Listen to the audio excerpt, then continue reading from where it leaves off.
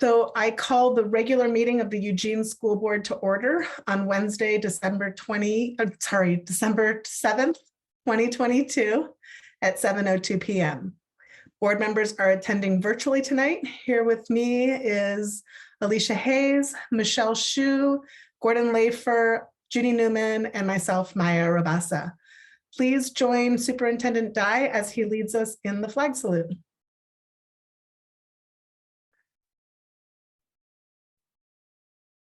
I pledge allegiance to the flag of the United States of America and to the republic for which it stands, one nation, under God, indivisible, with liberty and justice for all.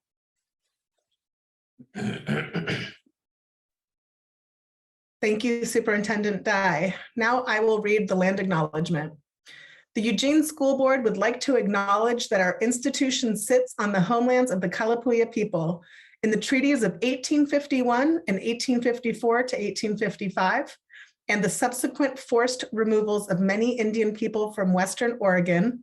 Some of the Kalapuya were moved to the Grand Ronde Reservation, and some were moved to the Siletz Reservation. It is important to note that all of Lane County was and remains an important trading and gathering area for camas and other resources.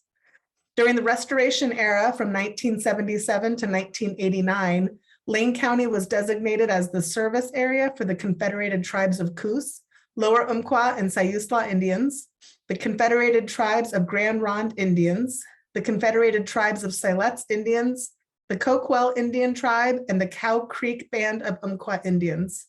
Eugene School District 4J acknowledges that the descendants of original and service area inhabitants of this land are still here today. They are thriving members of our schools and our communities. Countless members of other tribes now also call our community and schools their home. We wish to thank those original stewards of this land. We as fellow stewards of this land wish to remember that we need to take good care of this land and take good care of all the members of our school district community. Thank you.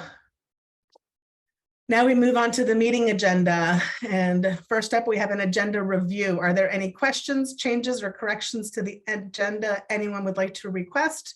And I see Gordon Laper, you have your hand raised. Yeah, thank you.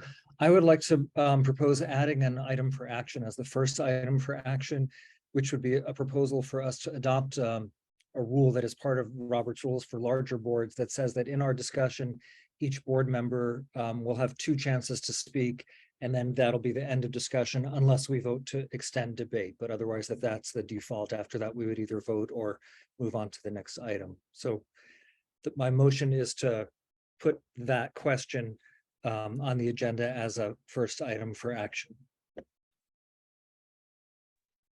Is there a second?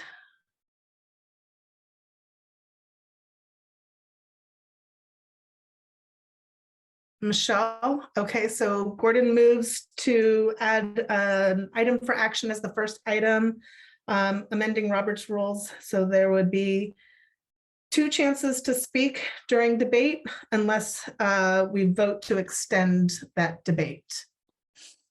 Is that correct? And right. Michelle seconds that. Is there any discussion?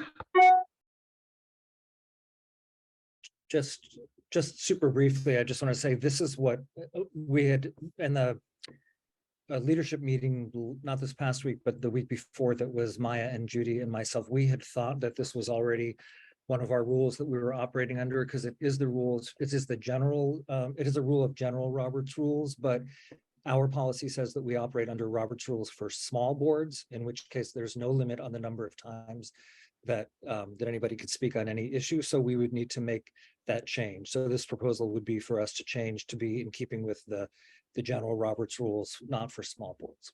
Thanks. Thanks, Gordon. Alicia? Thanks. You know, for 16 years, I've been on this board, and we have used these small board rules and hasn't been a problem. I am willing to entertain this. I am just not willing to push it through in one night. We as a board really have talked about taking the time to have a discussion, to get input from the community. We don't even have all our members here, and I don't see it as needing to be decided tonight. I would ask that we look at talking about it tonight and deciding in a week, because that has been what I think us pushing things through has gotten us in places we don't want to be, with people feeling left out. So that would be my request, to put it on the agenda for an item for action at a future meeting. And I would be curious to hear what Gordon and others think of that. I'd be happy to make a friendly amendment, but I'd like to hear from them. Thanks. I'll just say I'm happy to take that as a friendly amendment, but I don't see any problem with that. Okay, so then the question on the table is, Alicia, am I correct in saying that we would add this as an item for future action, have a discussion this meeting, and then add it as an item for action at our next meeting? So I don't think a friendly amendment needs a second, so we'll go ahead and vote. All those in favor of adding an amendment to our Roberts rules for small committees or small boards to limit debate to chances to speak unless voted to extend, raise your hand and say aye, and keep your hand raised. Okay, I see all 5 board members in attendance have their hands raised. So that's Judy Newman, Maya Rabassa, Michelle Shu, Gordon Lafer, and Alicia Hayes. The item is added to our items for future action. Just going to take a note so I don't miss that. Are there any other items or changes to the agenda that anybody would like to bring up? Okay, in that case, then moving right along, the next item on the agenda is an introduction of guests and the superintendent's report. Superintendent Dye, the floor is yours. Thank you, board chair, members of the board, and listening audience. I guess I should check. Can you hear me? Thank you. It's good evening, everybody. It's really nice to see our student board reps joining us this evening. And as such, I'll keep my comments short to defer time for their introductions. Thanks for your service. Last week marked the end of the first trimester for our secondary schools. And I just want to tip my hat to all of the work that students and staff have accomplished in all of our schools, and in our secondary schools in particular, as we roll into the first few weeks of the second trimester. I'm grateful to have been able to spend time in our buildings these last few weeks as the frequency of the 100 chats has slowed. I've been able to get more frequently into schools. Visiting with our staff and students, I witnessed 4th graders at Twin Oaks who are working through the new Wit and Wisdom curriculum. It was my pleasure to sit in a 4th grade Socratic seminar and hear the students talk about a book that they were reading about a young boy growing to love poetry. My time there further underscored the important work of our curriculum TOSAs who support their colleagues in implementing creative lessons and engaging material. Also had a great morning today visiting classrooms at River Road El Camino and Kelly Middle School. I really appreciate students and teachers letting me crash their party. It's a really fun part of my day. We've got much to celebrate as our student athletes and artists celebrate their accomplishments at the state level. I'd like to give a special shout out to the Sheldon volleyball team who won the first state championship in school history. South's women's water polo teams and Sheldon's football teams also took a deep run into their state playoffs and made their schools in the district proud. I know how much goes into those accomplishments, and so my hat's off to you as well. But there are so many great things happening in our schools, from plays and concerts to athletic contests and public demonstrations of learning, that it'd be hard to list them all. That said, I strongly encourage anyone listening to take the time to go to your local elementary, middle, and high school events. Our students are amazing, and I know that you'll really enjoy watching them do their thing, no matter what it is. I'm happy to report that earlier this week, we rolled out the first of 2 feedback surveys. These will be critical steps in engaging Team Eugene colleagues and shaping a culture that reflects our shared values. The input we receive from you will help inform next steps and conversations about the future of our school district. And finally, as I shared with the board in last week's Friday memo, during the month of November, our buildings welcome more than 680 volunteers who donated more than 10,400 hours of their time in support of students and staff. Your investment in the success of our students is a tangible demonstration of your commitment to our schools and our future. I just want to take the time to thank those who donate their time and talent in large and small ways to our students and staff. Really, really grateful for the support of the community, and thank you very much. Thank you, Superintendent Dye. Next up on the agenda, I am excited to report we are adding back in, it says on the agenda, receiving reports from high school student representatives. However, this is your first time joining us, and what I would like you to do tonight is simply introduce yourselves. Student board representatives have the same privilege of discussion that we do as board members, but they are not voting members of the board. This year, I'm going to just list you off because not everyone's here, so that way the listening community can also hear the names of the folks who weren't able to make it tonight. But from Churchill High School, we have Batafing Sumano and Emily Shaver. From Early College and Career Options, also known as ECHO, we have Hope Beckner. From the Eugene Online Academy via North Eugene High School, we have Ren Washington.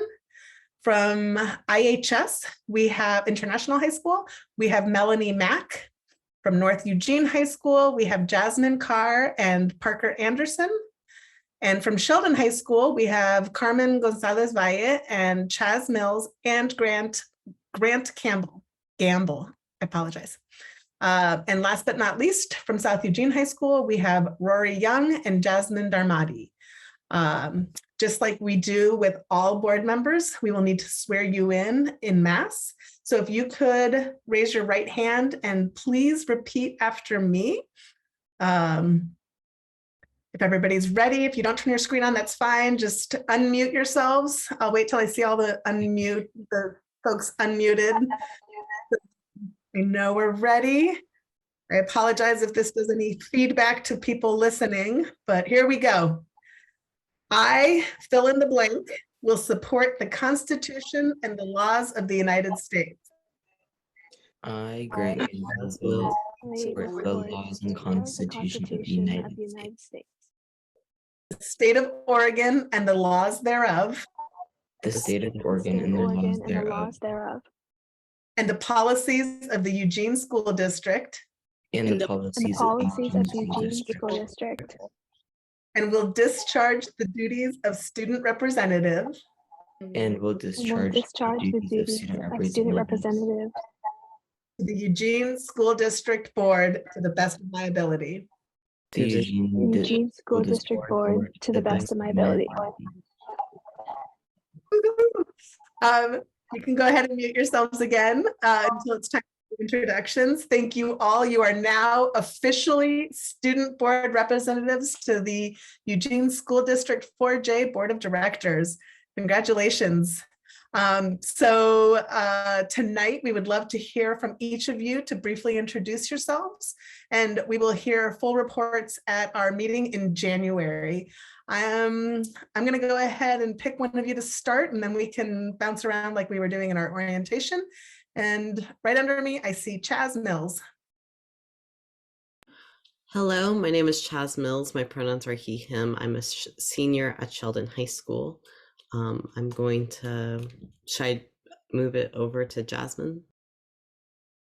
You go ahead and pick, just as long as we get everyone covered. The order is good by me.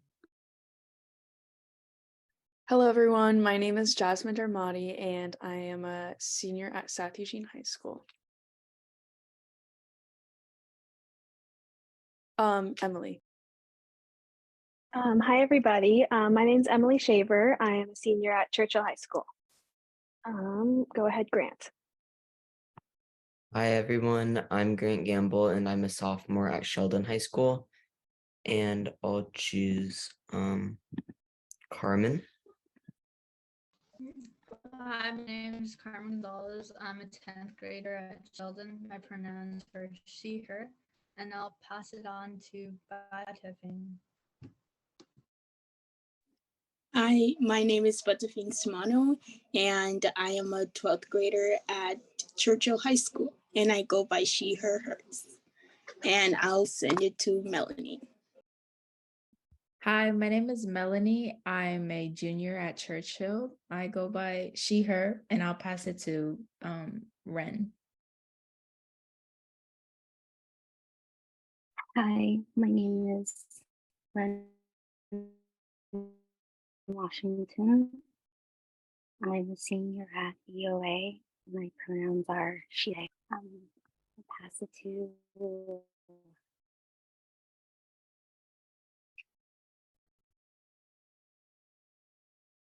who hasn't gone? I'm sorry.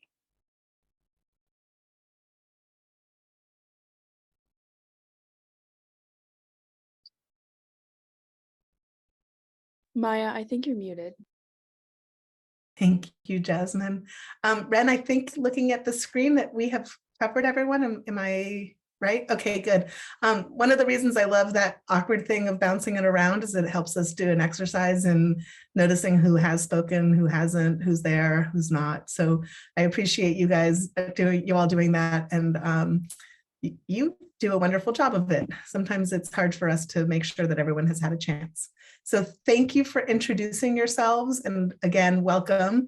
And we look forward to hearing full reports from you all soon. And in the meantime, I am just so pleased to have you all here, and feel free to jump in as we talked about in our orientation.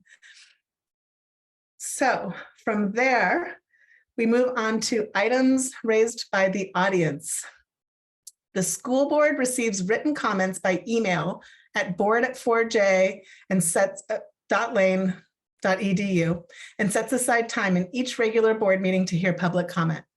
Community members can sign up to speak to the board by submitting their request online at 4j.lane.edu/board/public comment, or contact the superintendent's office. The deadline is the Monday before each meeting. Individual speakers are limited to 3 minutes and cannot give their time to another speaker. A timer will count up, indicating when 3 minutes have been reached.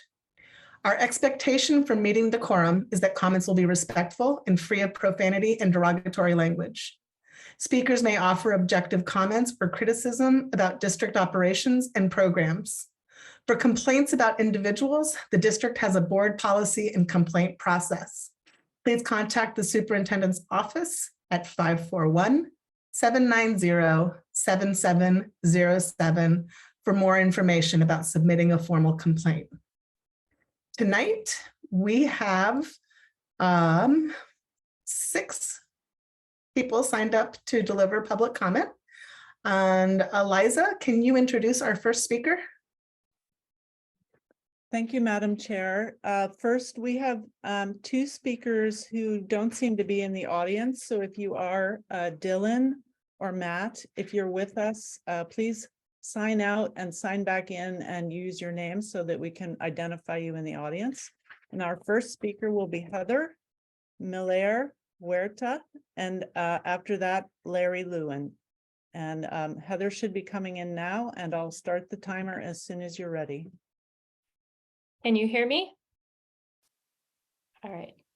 I appreciate this chance to speak. I'd like to continue to speak on how to grow past the behavior systems that have actually led us to the behavior and mental health crisis that we're in. I'd like to continue to encourage you to shift towards a relational lens, and specifically towards collaborative problem solving, based in going upstream to find out the why of behaviors, focused on collaborating to find the supports and accommodations that every student needs, whether they possess a diagnosis or not, since a child should not need a diagnosis to access support, and built on a foundation of seeing every child as worthy of an accessible education. I believe that we all see the deep and deepening crisis that we're facing in our buildings, and I'm aware that a behaviorist system like PBIS seems alluring, both in its seeming simplicity and in its systemization. But our children are not data points, and they're not their behaviors. This approach is dehumanizing, and the things it works to do are not things that should be done to children. Compliant, unquestioning, shamed children cannot be our goal. I won't debate whether or not PBIS works, because I don't believe we have a common definition of works. I'm so excited to be a part of a parent panel that has been supported by Superintendent Dye in coming to speak to several levels of admin in 4J with plans for more dialogue in the works. And we're hopeful that we'll be getting a chance to speak with members of EEA soon too.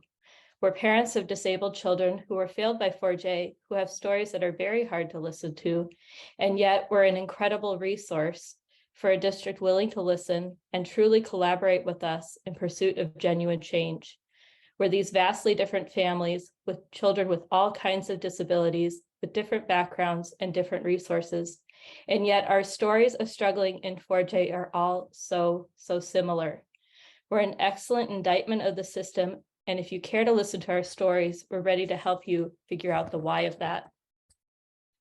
I would ask you as a board to please be willing to open your eyes ever wider, to please not fall into the trap of deciding to do more of what you've been doing because it feels easier than radical change. As with more and more testing, so it is with more and more behaviorism. You cannot fix a problem with more of what is actually fueling the problem. I ask you too to choose who you listen to wisely. It is hard to hear stories like my child's. It's hard to tell my child's story. But for a system to serve its most vulnerable, you must be willing to not just listen to, but actually seek out the voices of those you're failing. The fact that many of you, including Superintendent Dye, are seeking out those voices gives me great hope. I thank you for your time. Thank you, Heather. Next, we have Larry Lewin, and after Larry, we'll have Erica Thesson. I'm Larry Lewin, a retired 4J teacher, member of Cape Community Alliance for Public Education. Thank you, school board members and Superintendent Andy, for the opportunity to speak. I appreciate it. First, a sincere thank you to you, board members, and Superintendent Andy and his staff for making positive changes in our district. I'm referring to the elementary school librarian expansion, the ongoing fine-tuning of our equity policies, the landmark contracts with our classified and certified employees, improving student mental health supports, and the ongoing work on revising both the middle school and high school daily schedules. All these issues are important as they are difficult. Your tireless work is noticed and appreciated. And now a question. Earlier this year, I quoted you from an excellent Register Guard article on our district's summer school success at engaging high school students during their summer vacation with novel, creative, fun courses that they could choose to attend in the summer to gain credits toward graduation. Teachers were asked to design courses based on topics of great interest and infuse them with the important required learning standards. Elementary and middle school students also were offered engaging summer school work to help them catch up. The article in the Register Guard quoted students, teachers, and administrators all voicing praise and gratitude. It was a smashing success. Now that the fall semester is over, the fall trimester is over, the winter trimester has begun, I will ask the question again. What as a district have we learned from summer school that would be helpful in the fall, winter, and spring trimesters? What is the role of creativity, engagement, and intriguing topics in designing regular school year courses and classes? What is the benefit of teachers creating classwork based on their passions for topics and their strong background knowledge? What can we do to motivate our students to actually love coming to school? And following up on what the previous speaker, Heather, said, the idea of relational approach, where kids connect to their teachers because they're enjoying what's going on in the classroom. All these questions are all the more important this winter term as we continue to deal with profound student need for engagement, motivation, purpose, and care. Our students and our teachers need a change in direction toward more meaningful opportunities in the school day. To ignore this runs the risk of disengagement, misbehavior, and more pain. 4J, we can do this. Thank you for listening. Thank you, Larry.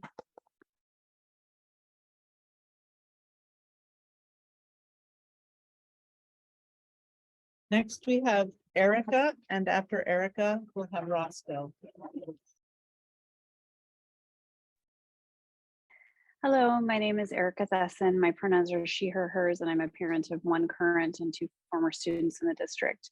We parents are all trying so hard to do the right thing for our students. We love them, are protective of them, and we want what's best for them in school and in life. We all know how much students and staff are struggling, and I want to applaud all of us for trying to figure out how best to be involved in our kids' education. There are many local hands-on nurturing ways to be involved in your students' education. You can volunteer in the classrooms. If you have a PTA or a PTO, that's an amazing way to be involved, as well as activity or sports booster groups. Many parents are unaware that there are site councils at schools where the staff, parents, and students meet regularly to discuss goals, strengths, assets, and areas of improvement. Supporting the teacher and staff unions supports your students' education. Listening in on school board meetings, giving public comment like this, being involved in district planning or open houses are all important ways to be involved. Ensuring that our students thrive is not a zero-sum game. We thrive best in community. Your student excelling does not need to come at the cost of the belonging, safety, and care of another student. Recently at meetings, I've heard some people mentioning bringing back law enforcement because of an increase in behaviors or bullying. We know that having law enforcement in schools brings more negative outcomes for students of color, LGBTQ students, neurodivergent and disabled students, and increases the school to prison pipeline of these marginalized groups. We also know that having police on school grounds during a mass shooting did nothing to save lives at Parkland or in Uvalde. If you want to improve increasing behaviors in schools, you need to advocate for more staff, more mental health services, more funding, and an end to practices like ABA and PBIS. I also wanted to clarify a group mentioned in a previous public comment by an awesome local adult, the Oregon Moms Union. The speaker mentioned they are bipartisan. They are indeed not bipartisan. They gave endorsements to only Republican candidates in the last election. This group has some support and sponsorship from the Heritage Foundation, which has been classified as an anti-LGBTQ hate group by the Southern Poverty Law Center. Their website mentions mostly parents' rights and school choice, but in reality, they push curriculum and legislation that is anti-LGBTQ, anti-inclusive sex ed, anti-diversity of staff and books, and against fact-based history teaching. A recent Facebook post talked about banning books and being anti-restorative justice. This group was involved in a lawsuit against early statewide pandemic efforts to keep staff and students safe, a move neither scientifically based, but also deeply ableist to students with chronic health issues. None of that is bipartisan. At the end of the day, we need to focus on ways to help all students, not just some students, because a rising tide helps lift all boats. Avoid the spin. Thank you, Erica. Eliza, did any of the other speakers come into the meeting?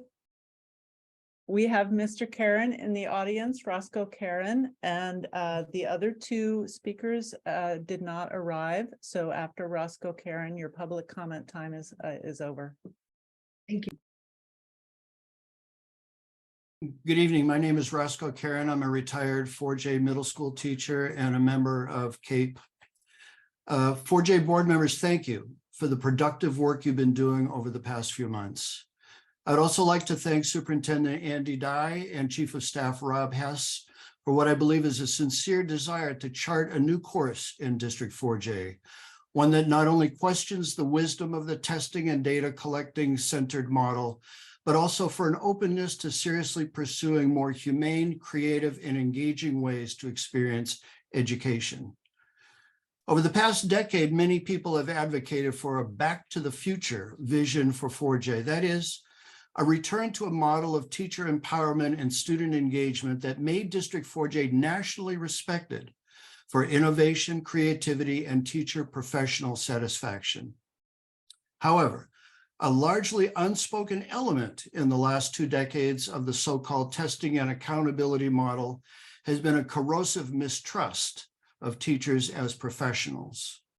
Over 20 years, this has not only produced excessive testing, but it also led to a never-ending litany of micromanagement busywork that teachers must engage in order to prove that they are teaching to an ever-increasing list of state standards.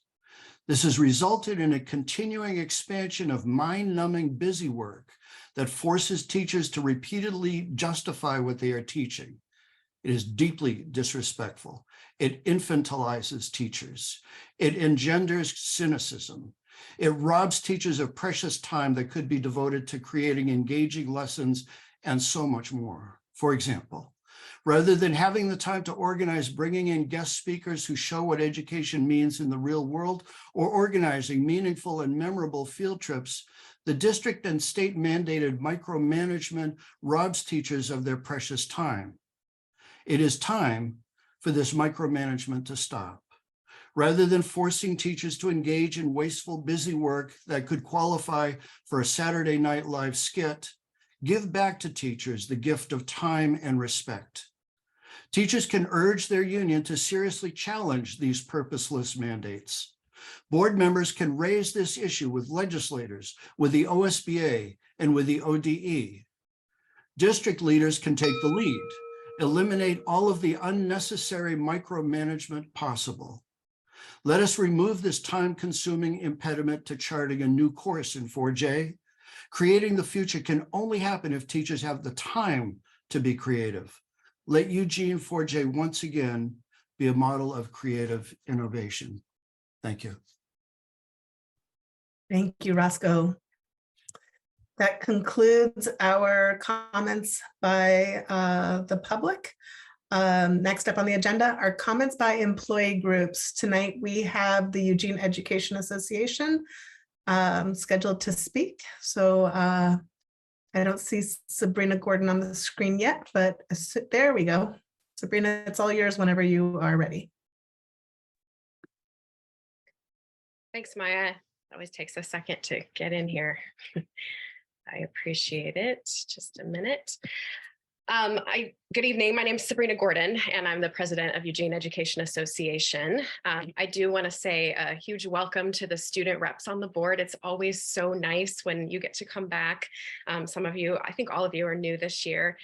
So welcome, and I look forward to hearing your reports about what's going on in your schools, as well as your thoughts and opinions on some of the issues that the board discusses. So thanks for being here.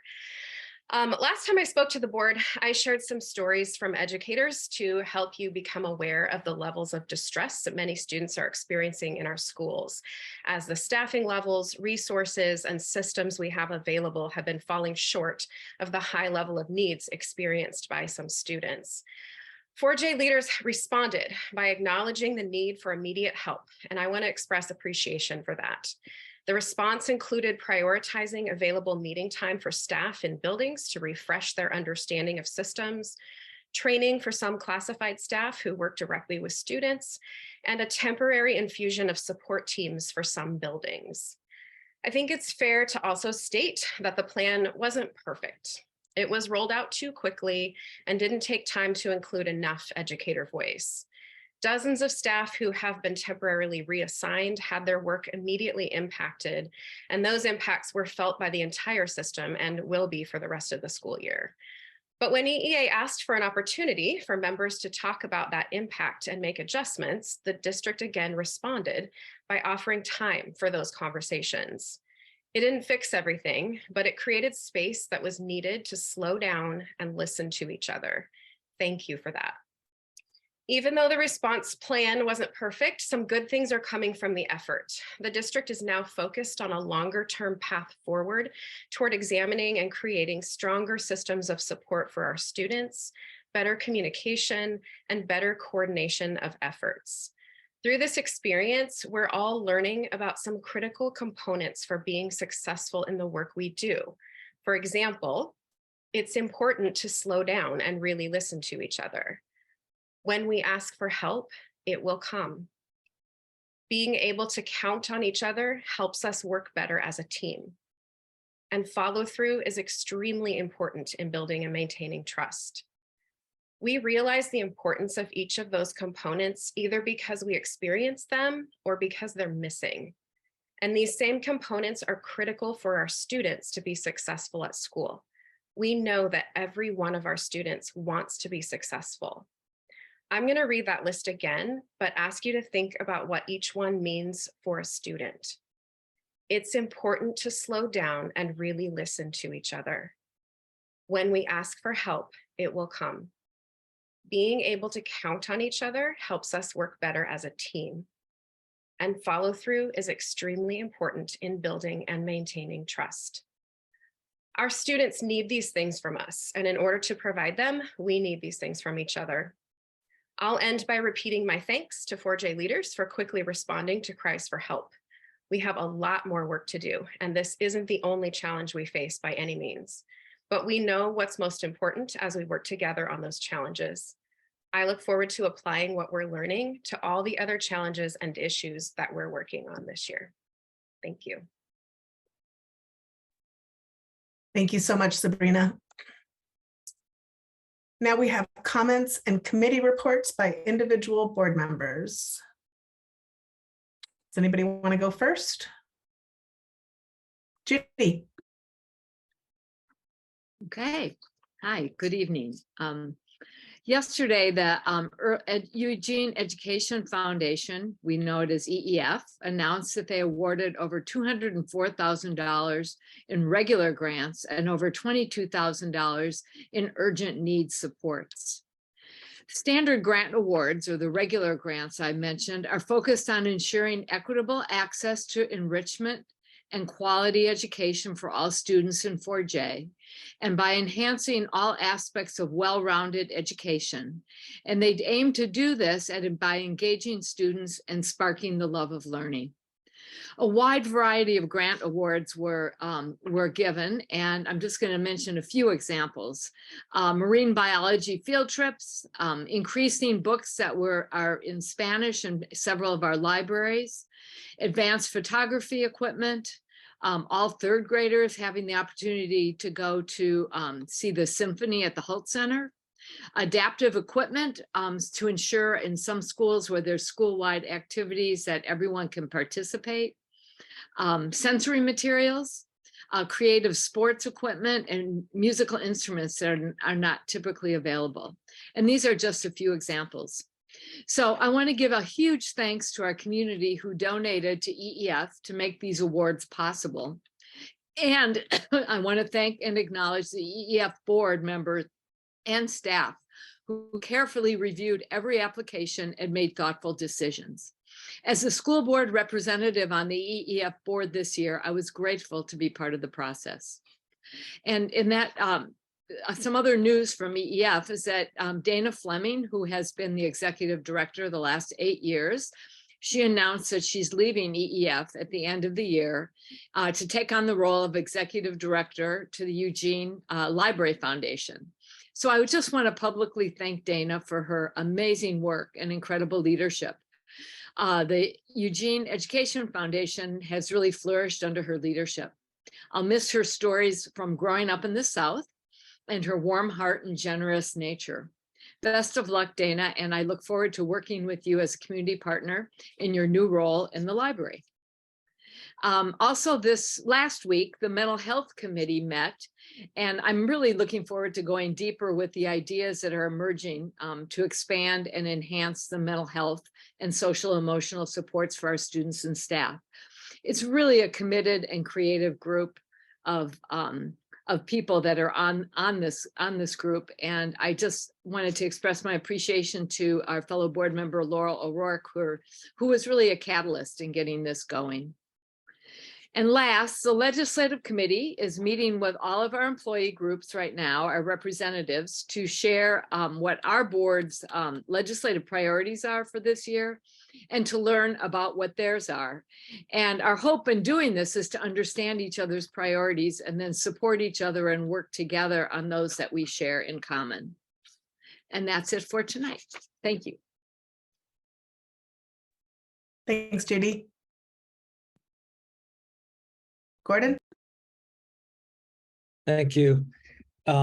First, like other people, I just wanted to welcome the student representatives and to encourage you to be bold It's good to hear about what's happening, including all the good things, but we really rely on student representatives to bring up things that need to be changed or that could be done better that you see through your experience and that we may not see from our own experience.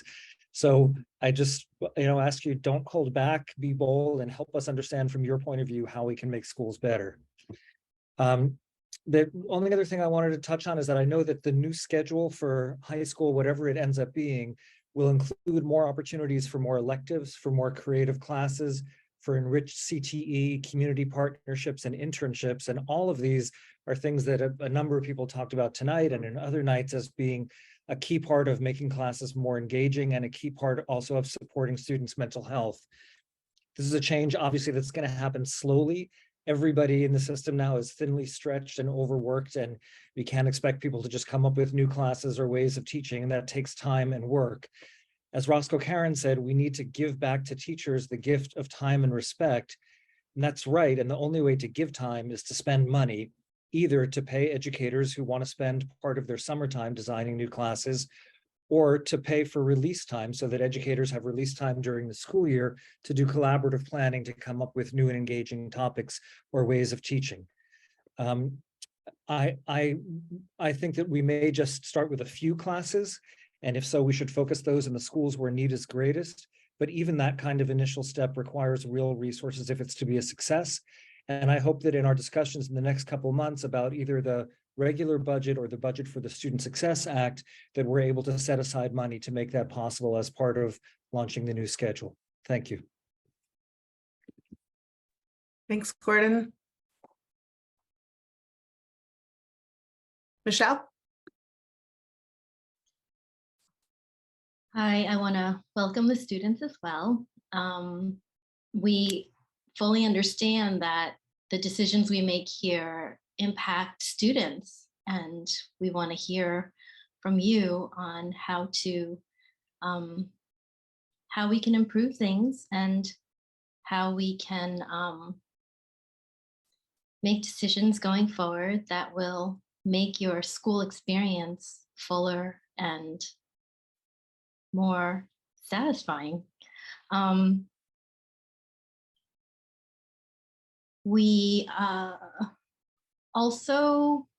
I also participated in the mental health meeting, and I'm really excited that we are going to be reaching out to our community and to specialists in planning, because we need more voices in order to create new programs that will support our entire community, including staff, students, and families as well. We need to understand what people are experiencing, what they have experienced, and how to address the issues that we are faced with in knowing how to move forward. So I'm looking forward to more engagement and hearing more voices. And in the equity meeting last month, I'd like to share that there is now a neurodivergent affinity group. This is very exciting. The equity team has been growing new programs. They have more coordinators, and they're building awareness and inclusivity. There was a gathering for the first time last month for parents of LGBTQ+ students. And the next one will be December 14th from 6 to 7:30 in the Sheldon High School Library. There will also be a viewing of The Upstanders this Friday at the Campbell Community Center from 6 to 8. And the Eugene Public Library is hosting a Queer Eugene Teen Time on Saturday, December 10th from 2 to 4.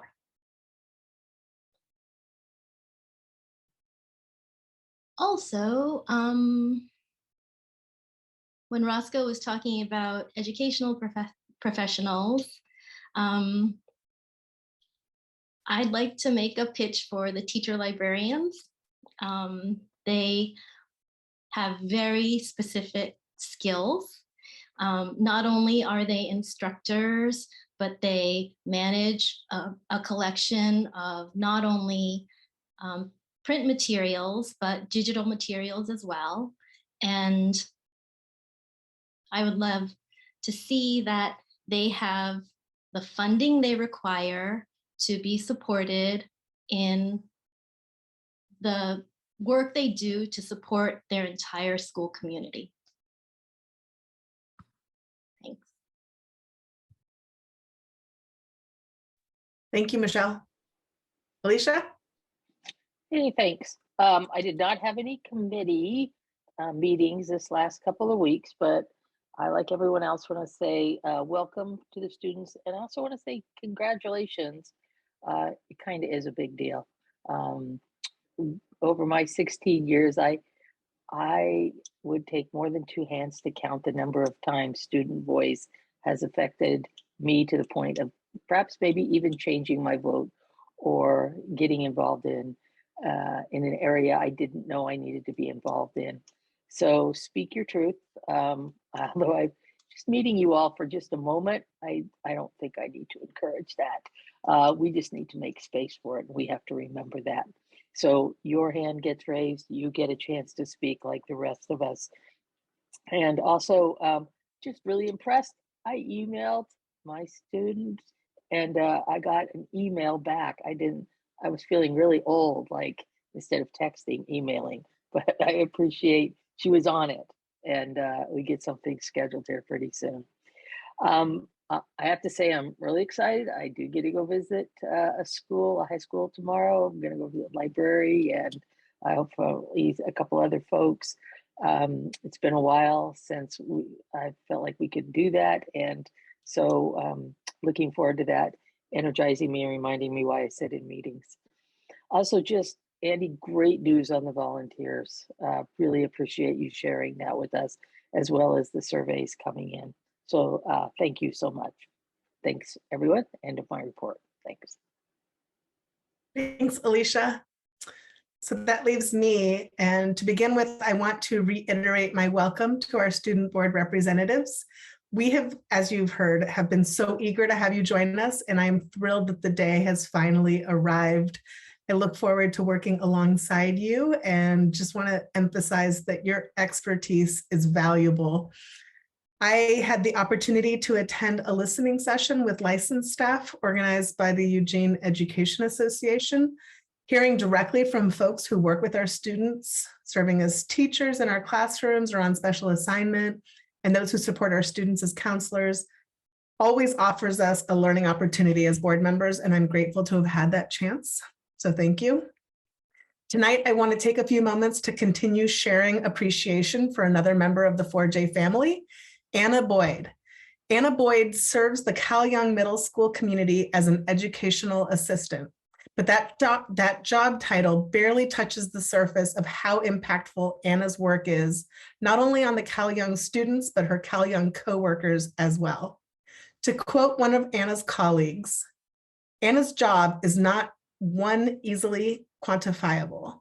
Far beyond the morning and afternoon crossing guard duty, hall duty between classes, supporting students in classrooms all day long, Anna really is the best of us.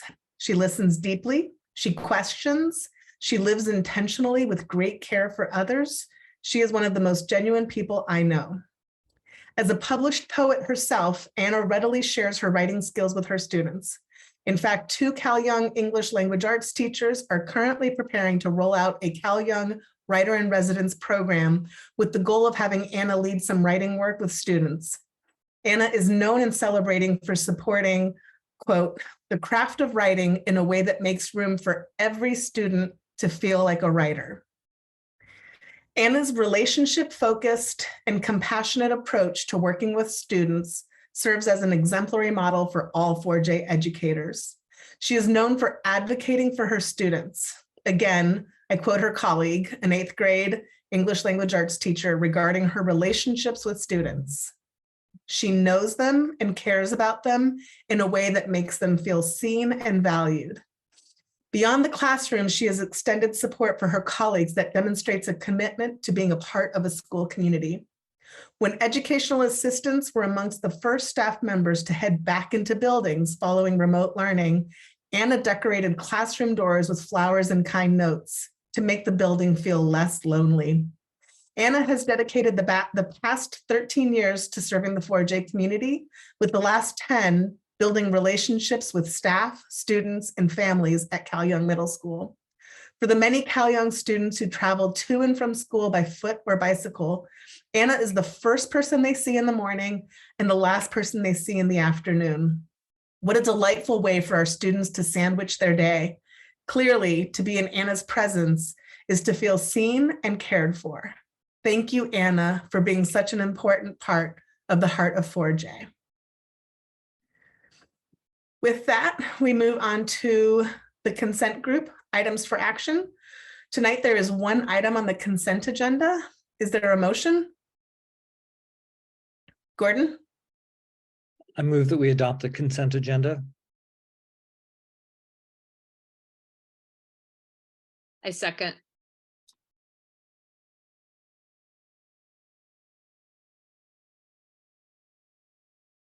Maya, you're muted.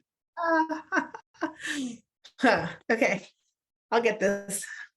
So, as moved and seconded by Judy, all those in favor of adopting the consent agenda, please raise your hand and say aye. Aye. All right, we have a unanimous vote in support of passing the consent agenda, which includes yes votes from Gordon Lafer, Maya Rabasa, Michelle Hsu, Judy Newman, and Alicia Hayes. Thank you. The next item is items for information, and tonight we have no items for information, so we'll move right along to items for action. The first item for action is to approve revisions to board policy KL, which is a board policy around public complaints. Is there a motion?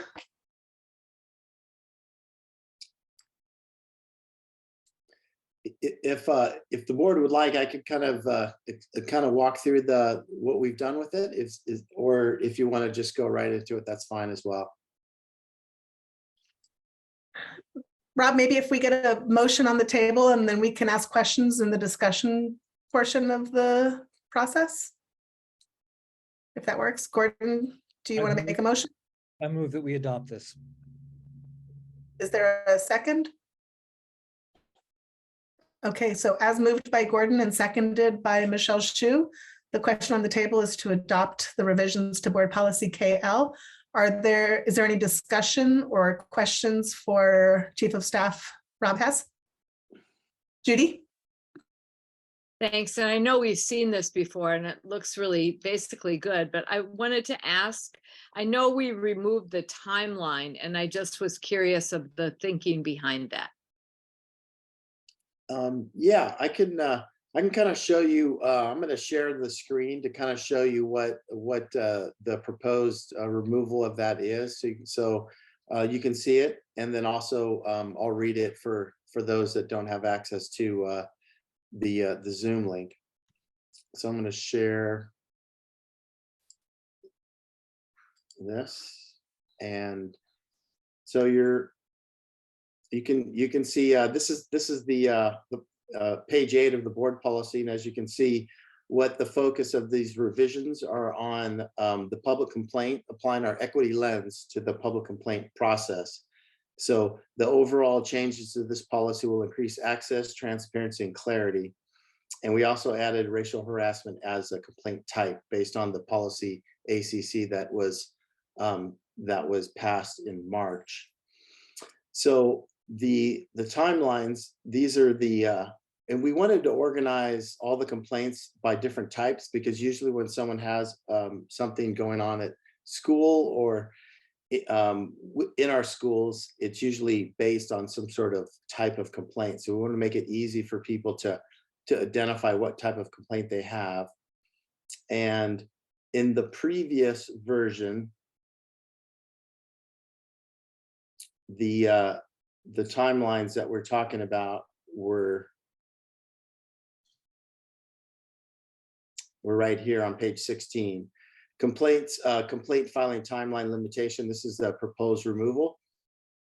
2 years after the alleged violation occurred or the complainant discovered the alleged violation, except that the time limitation for continuing violation shall run from the most recent incident or within 1 year of the affected student has graduated or moved away or otherwise left the district. And the thought on the recommendation to remove that is just that a lot of times we can learn from complaints, even if something happened in the past, and they're worth looking into and looking at our policies and making improvements. So that was what that was about, Judy.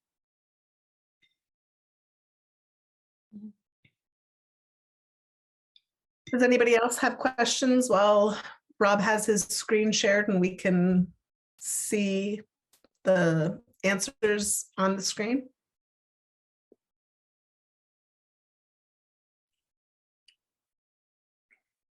Is there any other discussion? Rob, I think you can stop sharing your screen. Oh, well, maybe not. Alicia, let's see what her question or discussion is, and we'll see if we need to reshare. You don't have to put it back up. I just had a quick question. We did run this by our attorneys, correct? Make sure that we're in compliance with. I didn't run this last version past the first version. It really hasn't changed too much, but we can run this one past, and if you want to wait until that happens to vote to do another read. You know, I just had that question and I didn't look deeply with that in mind. I just worry around complaints because there are rules about certain types of complaints that, you know, are not rules that we get to supersede. So if you've looked at that or you feel like our first rendition was run by attorneys, I am fine with that. I just wanted to make sure that we weren't, you know, saying something that would be counter or cause problems down the future. All right. Yeah, no, that's fine. I mean, this is a policy that Christine Nesbitt built, and so it wasn't something that was substantially changed. We just added some of the things we've done to it in terms of being more specific. So okay, well, I am fine then. Thanks. If Christine looked at it, was the meat of it was, if you will, that part of it was done by Christine. I will be fine to vote on it this evening. Thanks. Andy, did you, oh, your hand disappeared. Did you have something to add? I accidentally raised my hand and then purposefully withdrew it. Sorry about that. Okay. Is there any other discussion or questions?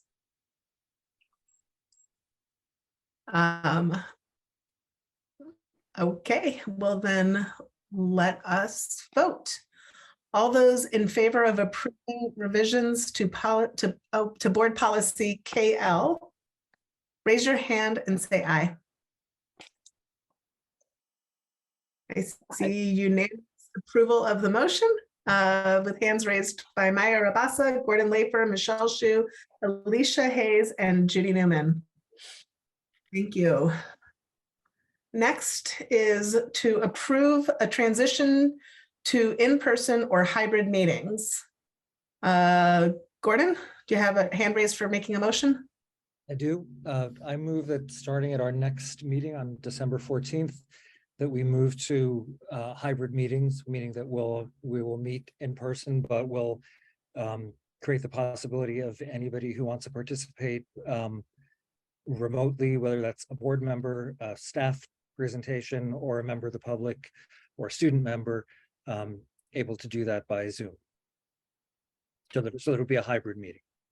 Okay, so can I reduce that for the purpose of just being able to repeat it?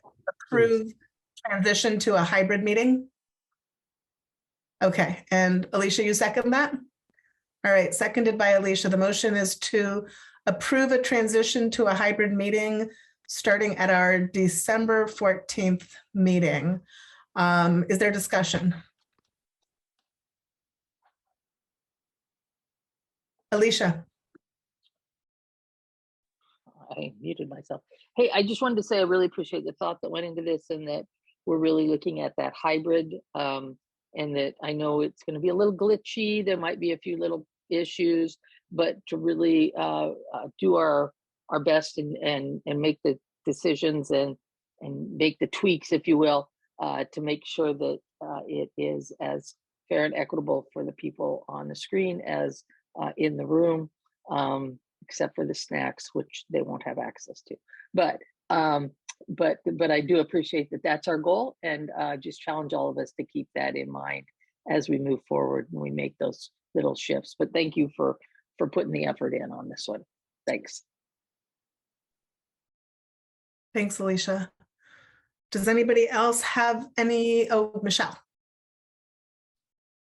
I just want to add that since the technology now exists, and we have done a few meetings with board members who were not able to attend in person, and they were able to participate smoothly and easily, that I can't see any reason why we couldn't move forward with this. Thanks, Michelle. Are there any other questions or comments before we take it to a vote? Okay, all those in favor of approving the transition to hybrid meetings, raise your hand and say aye. Okay, we have unanimous approval of this motion to transition to hybrid meetings, with yes votes from Gordon Lafer, Maya Rabasa, Michelle Hsu, Alicia Hayes, and Judy Newman. Next, we have approved budget committee finalists. Before we make a motion, we have a process we need to engage, and I see Rob has turned his screen on, so I will hand it over to you, Rob. Yes, thank you. So all of the board members, you received the applicants, the 14 community members that have wished to be a part of the budget committee this year. And as you remember, we have 2 open slots. One of them will be an equity member from the equity committee. So that leaves us 1 opening.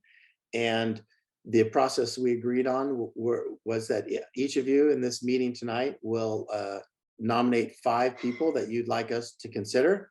And we'll have each board member share the names of the 5 people.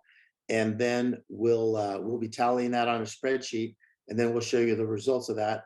And then the goal will be to have the top 4 that add up with the most points, having been nominated, to be brought in for interviews next on the 14th.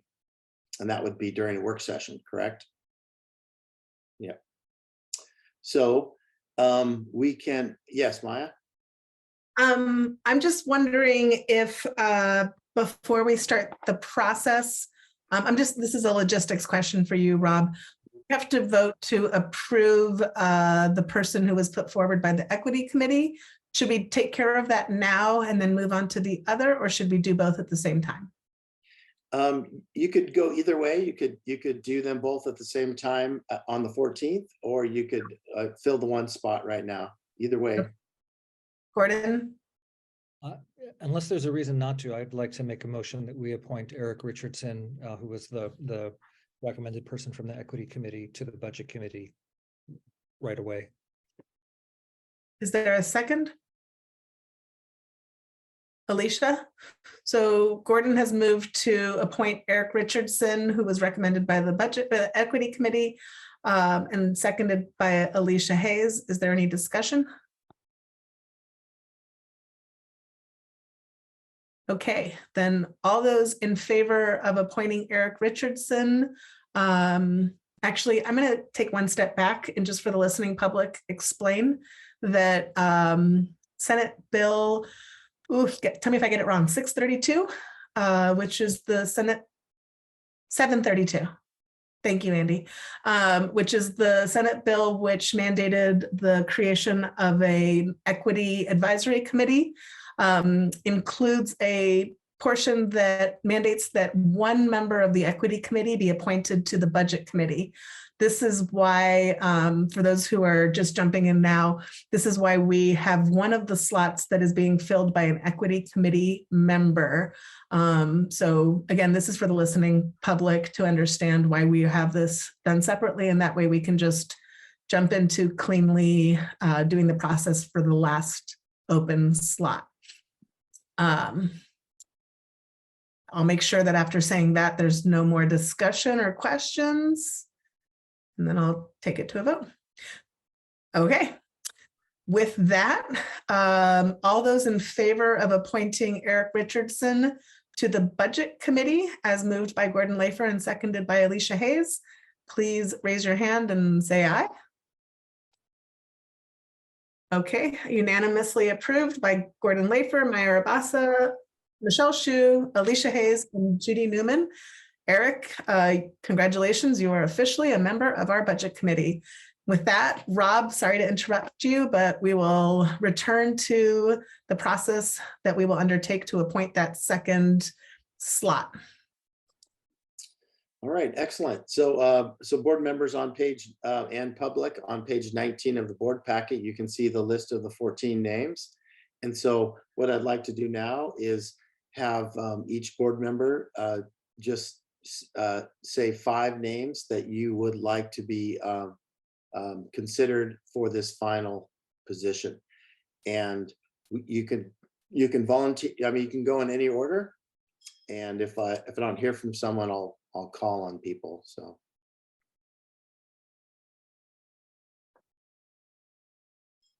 Okay. Michelle? Yeah. I would like to see Dakota Boulette.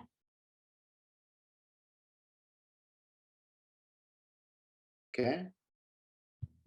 And oh, and 4 more, Michelle. There's so many.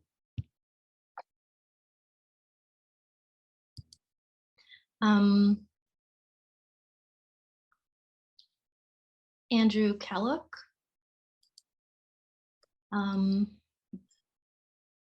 Brooke Staley. I hope I'm pronouncing these names correctly. Jensina Hawkins. And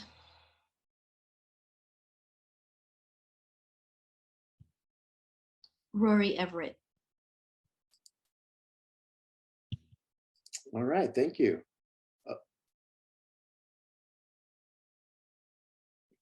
Alicia? Great. So mine are Juan Carlos, Dakota, Andrew, Jensina, and Jennifer. Did you want me to do their last names? Please say no. Oh, that's fine. Just Juan Carlos, Jensina, Dakota, and who else? Andrew and Jennifer. Did you want them in my order? 1, 2, 3, 4, 5? Or does it matter? Only it won't matter unless we get to a tie. Okie dokie. Thanks.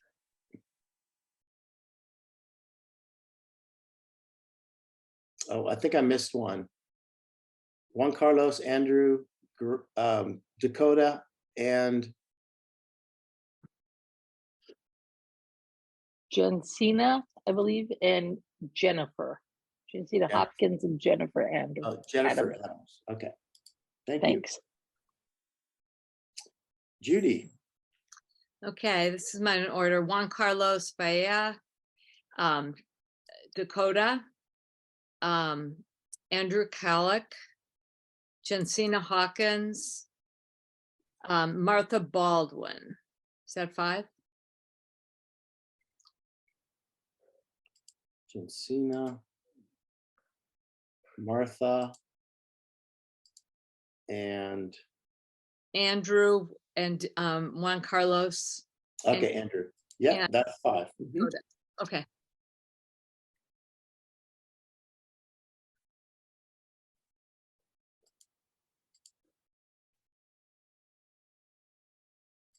I can go. My list is Dakota Boulette, Jensina Hawkins, Brooke Staley, Andrew Kallick, and Greg Graziano.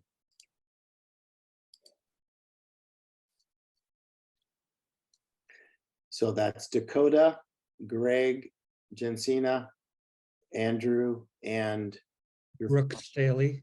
Brooke Staley. Okay. All right, and Maya. My list is Dakota Boulette, Martha Baldwin, Daniel Lombardi, Brooke Staley, and Juan Carlos Valle.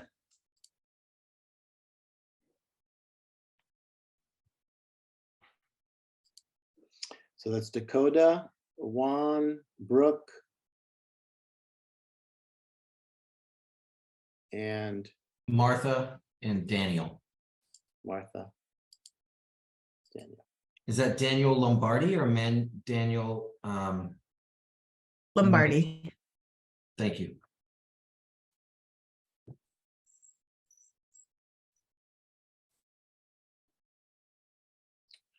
Okay, so I'll share my screen. You can see the totals.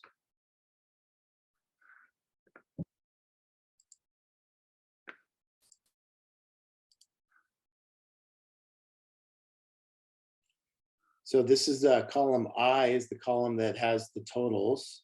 And so we're looking at the top 4, which would be Dakota. Hey, Rob. Yep. Might I ask that you make it a little less microscopic? You may ask that.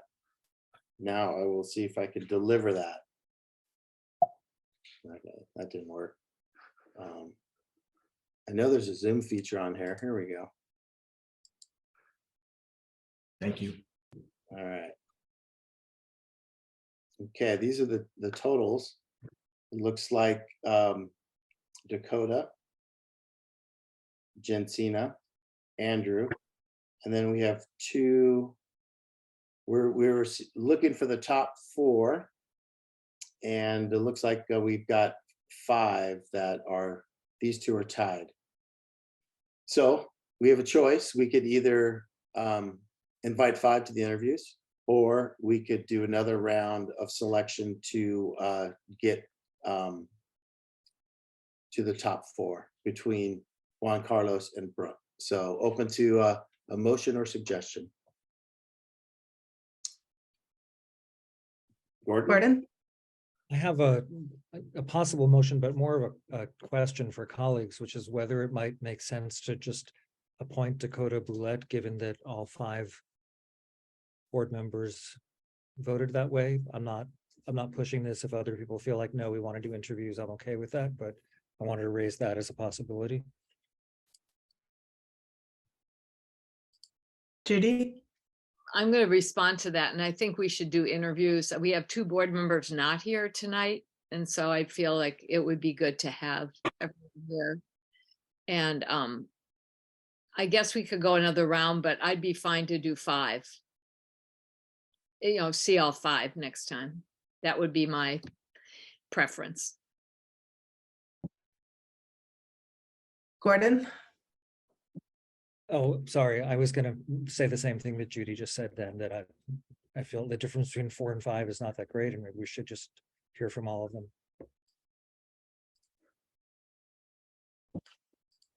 Okay, I'll go after you, Michelle. I tend to agree with Gordon's proposal, considering that Dakota had been on the budget committee already. He knows how things run. He's familiar with how budgeting is done in 4J, because it is quite a significant learning curve.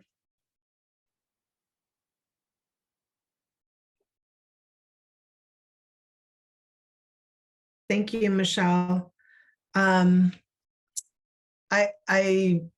It also makes sense to me that if a unanimous number of those who are in attendance tonight, which is more than a quorum, have already listed Dakota, I would entertain considering appointing Dakota tonight. So that's where I sit. I also think it's worth having the conversation of, instead of expanding to 5, maybe reducing to 3. Just a possibility. Alicia? Thanks. Here's where it gets a little hard for me on this. we have two board members who aren't here, and on the agenda, it didn't say we were going to vote on budget committee members. So maybe they would have tried to show up if they knew that. That's why I think we need to stick to what's on our agendas, which says we're going to limit it, and we can vote next time. And, you know, I voted for 5, but I might not put Dakota if I'm only going to vote for 2. So it's apples and oranges. So I respectfully ask that we do not limit our other board members' voices by doing something that wasn't listed, and that we move forward. And I am fine with the 6 people. I think it's important to hear from them. It's also 2 different ways of going about not only the written, but the verbal. So I am not interested in making that decision this evening. I'd rather do what the agenda says, which is we'll have that vote next week. Thanks. Thanks, Alicia. Michelle?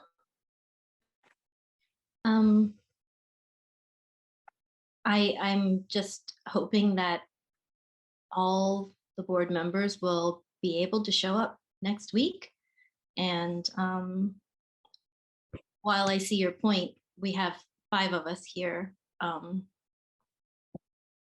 So even if they disagreed, but I see we don't have their input. And if that's what you feel more comfortable doing, hopefully they'll show up next week. Gordon? Yeah, I'm okay putting it off till next week. I just wanted to make the point not for argument or discussion among ourselves, but just to make sure the public understands that all board members were told that we were, not that we were going to be making final appointment, but that we were going to be deciding on who to move forward. And so I'm not going to speak for other people, but you know, people chose not to be involved in the decision of moving something forward. So it wasn't a surprise that we were going to be culling down the list, although I take Alicia's point. Thanks. And real quickly, I believe that Kirthi will still be out of town. So I don't think she'll be available for the next meeting. Thank you for pointing that out, Michelle. I appreciate what everyone is saying, and perhaps we can make the request of Kirthi, if it's at all possible, that she tune in for just that portion of the meeting, if it's a possibility. I know it's a question of not just being out of town, but being on the other side of the world. So I appreciate that we didn't notice it as possibly including an appointment tonight. I'm not here to make that decision, but there's no motion on the table. But I do appreciate what Alicia's pointed out. I do think that we do still have the possibility of addressing the question of, instead of expanding to 5, reducing to 3. And I'd love to hear what my fellow board members think about that.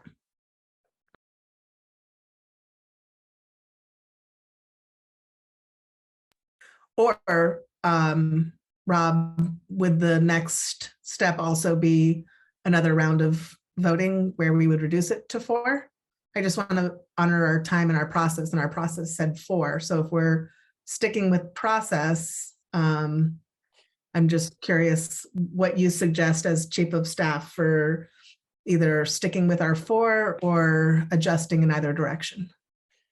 Yeah, I think, I mean, the goal was to get to 4. If, of course, you can make a motion to go to 3 or to 5, either way. And whatever you voted on would require 4 votes to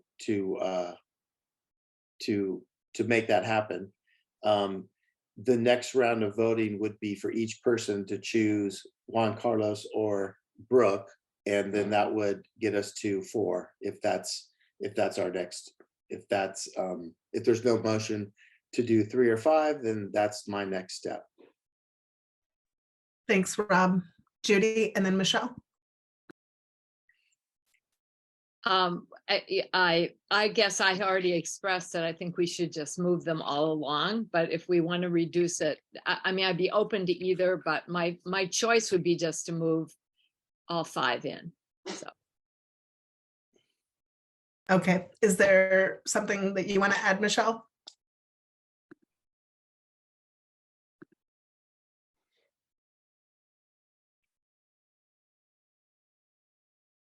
Is that no? Did you change your mind? Oh, there you go, Michelle.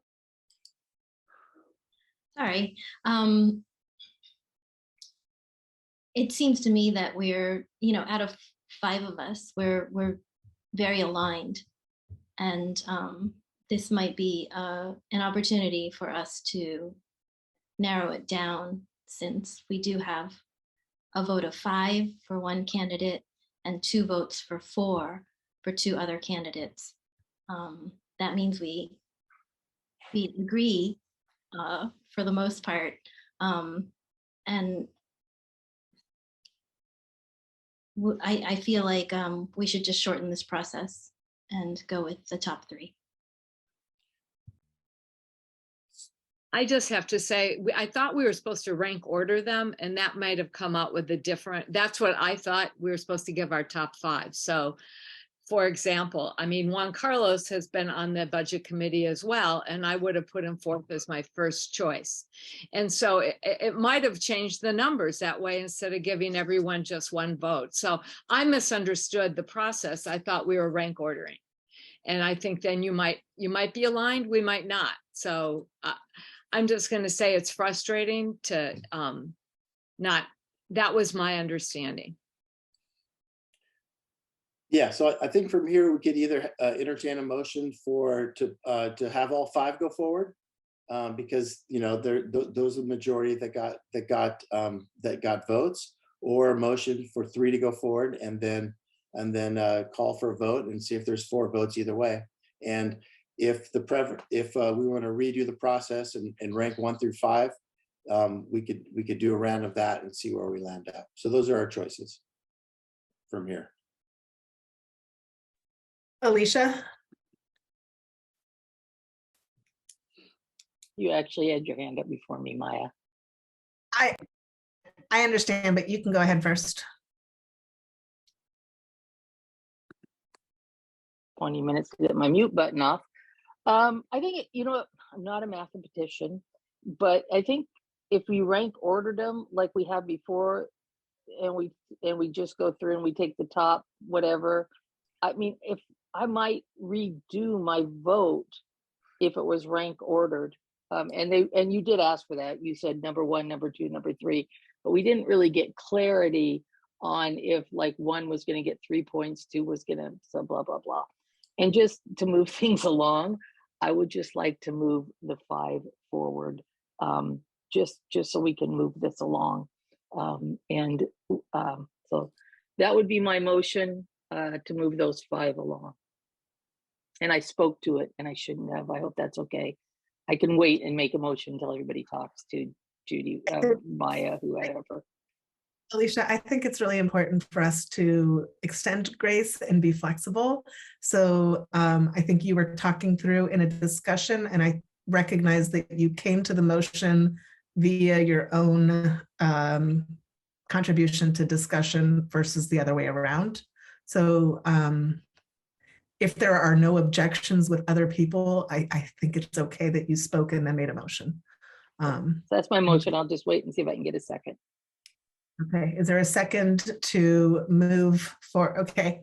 Alicia has moved to invite the top 5 budget committee applicants to interview with us next week. And that motion has been seconded by Judy Newman.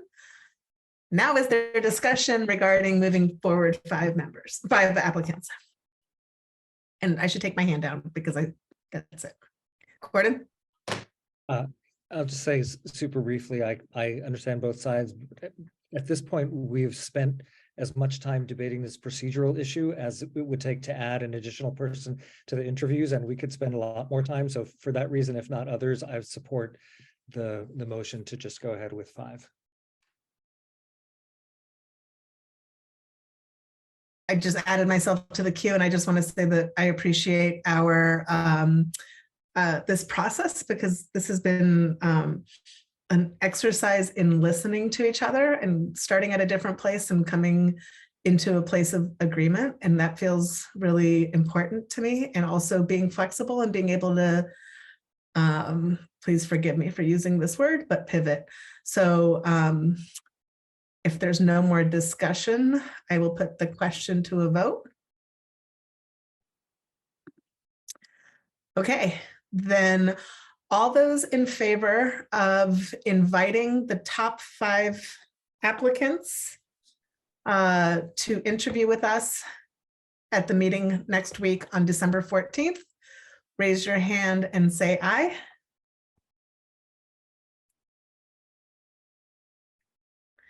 Okay, we have 4 members who have voted in favor of inviting all 4 of the top applicants, and that would be Maya Rabasa, Gordon Lafer, Alicia Hayes, and Judy Newman.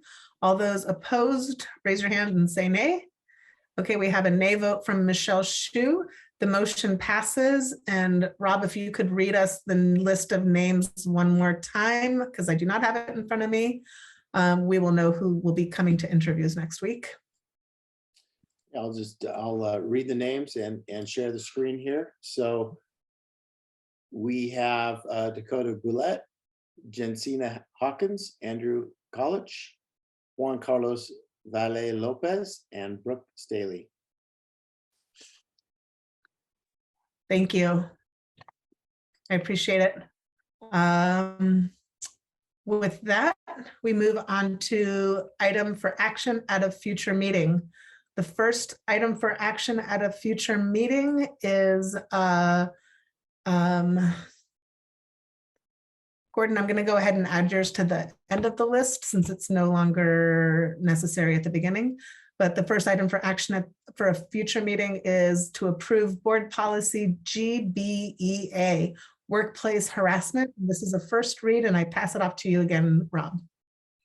Yeah, this is a policy that's a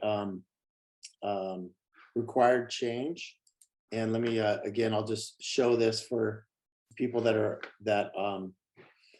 don't have the board pack in front of them. But as you can see here, it's a policy GBEA, workplace harassment. And the legal references reflect a assigned statute number as to what is House Bill 3041, which modified Oregon's definition of sexual orientation and added a definition for gender identity.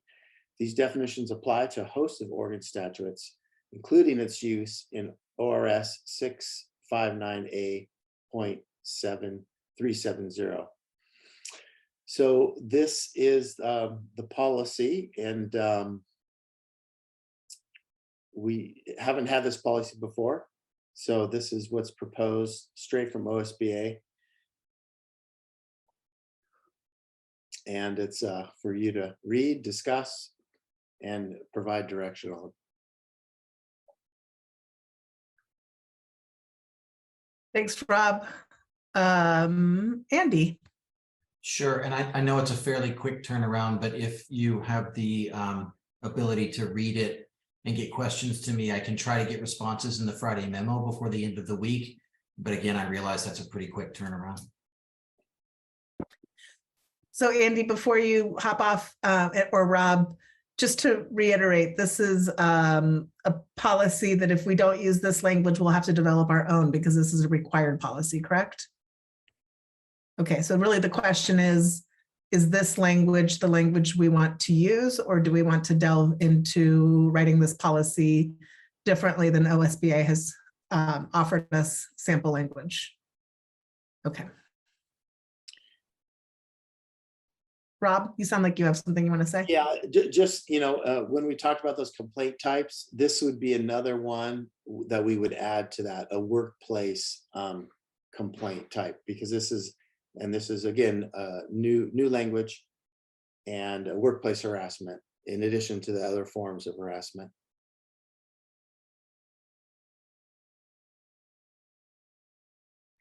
Thanks, Rob, for that additional information. Judy? So does that mean we have to vote on the policy we just voted on tonight again after we approve this? No. No, it's because all of those that section where we're collecting all of the different types of harassment, we would just include this one in it. Because that section was for your information, it's not part of the policy. Oh, okay. And it's a way of organizing the different types of complaints. So when people file one, they know what type they're filing and the policies associated with it. well, I did have a chance to read it, and so I guess I'm going to just assume that this was a model policy from OSBA. It was vetted by their attorneys there. Right, Yeah. okay. Yeah, 100%. Are there any other questions at this first read? I'm assuming since it's a first read and it's an item for future action, Rob, this will come to us next week to take action on? Yeah, it would come in the consent agenda. Okay. Gordon? I just want to ask, is this in response to legislation or administrative action, or what's the legislation that it's in response to?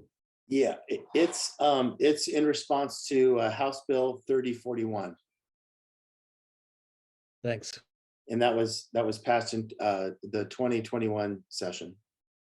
So this, we're a little late on getting this one into our books. Michelle? Yeah, I'd like to know, have most other school districts already pushed this forward with this precise language? Do you know? I know that most districts have adopted this already. Whether or not it's this exact language or not, I wouldn't be able to speak to that, but this is a required policy. Okay, it's easy enough to look that up. Thank you.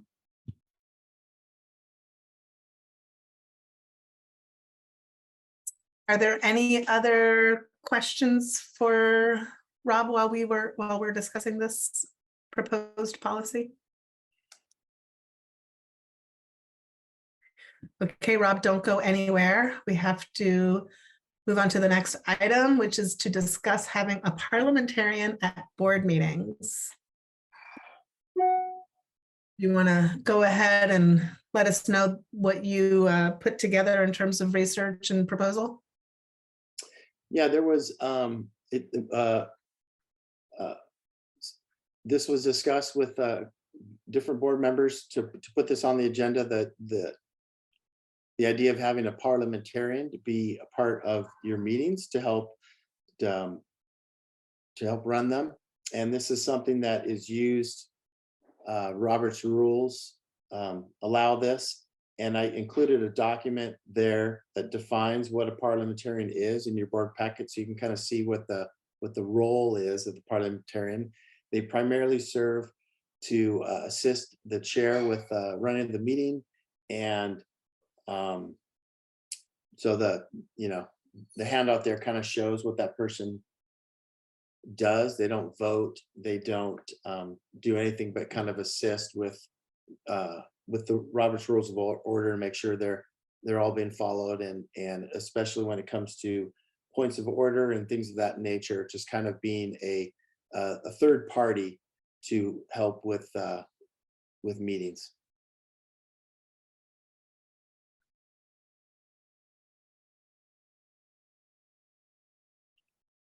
Judy? Well, I actually last year was thinking about this and thought it also might be helpful this year. I think, we have gotten into debates about different Robert's rules, and it's not that we aren't capable of referring to them, but it's in the moment. And I think it could really help us run a smoother have our meetings run more smoothly if there was a neutral person who was really aware of just knew Robert's rules inside and out, and also our working agreements, that we could refer to them. And again, neutral is what I'd say.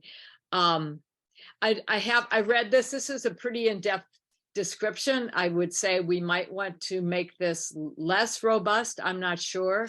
I just saw this for the first time, and I know like the University Senate operates. You know, the faculty has a parliamentarian. I know sometimes union meetings have parliamentarians. It's not that uncommon and might just help with smoother running meetings. So I'd be in favor of pursuing that. Gordon? I guess I'd also be in favor of pursuing it. One thing I'd like to know next time is what the cost would be. I assume this is somebody we would contract with, and I assume it's not prohibitive, but would be good to know.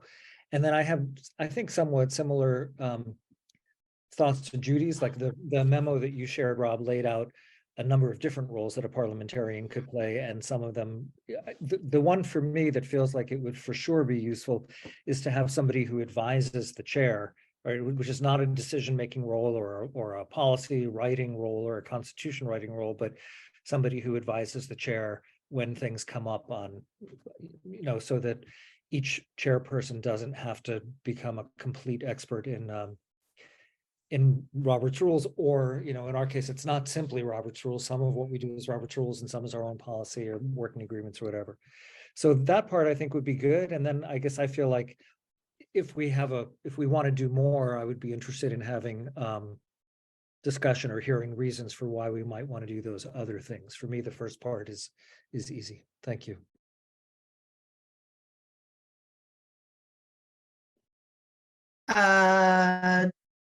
Gordon, do you want Rob to jump into that now? If he has information, sure, I'll leave it at his judgment. Okay, Michelle, is it okay if Rob responds to that? Okay, thanks. Yeah, I would just say, Gordon, that, you know, the cost would depend on what we ask them to do. So if we have a real limited scope, then obviously it would be it would be less. The contract would be different than if we wanted them to do more things. So a lot of the parliamentarian, you know, it kind of goes to the presiding chair to be able to pick and work with. So that's kind of how they're set up.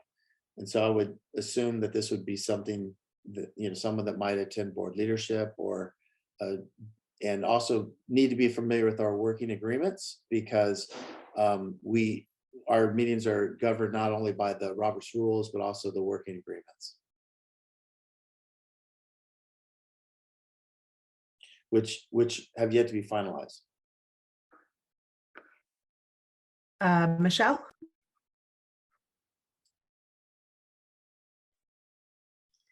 I would also see the value in all of us receiving training in meetings and how they can run smoother, because we are the ones who are participating.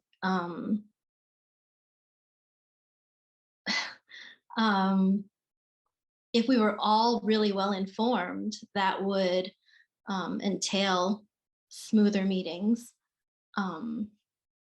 And I think that should be part of orientation of new board members.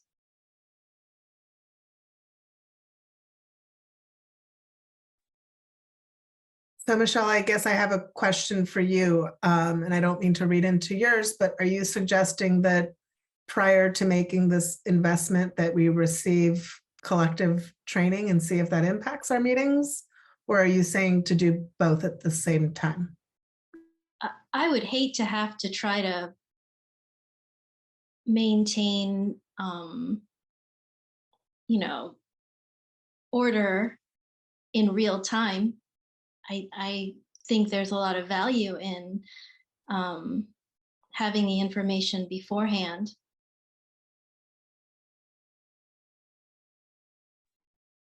So you're suggesting doing both, or suggesting starting with the training? I think we should start with the training. Okay. And just have really clear guidelines. And then if that goes well, we may not need, I don't know. I can't predict what will happen, but I think it would help me personally to be presented with the clear guidelines in advance. I can appreciate that. And Judy, if it's okay, I'll just add my point now that I understand Michelle's. I think that a smooth meeting is ideal and what everybody here would like. I would love to, before we make a decision, have an idea of the cost of this. While I would appreciate having that resource and not having to be like, Alicia, what do I do now? In the moment, which is not fair to Alicia, because that's who I usually put it on their shoulders.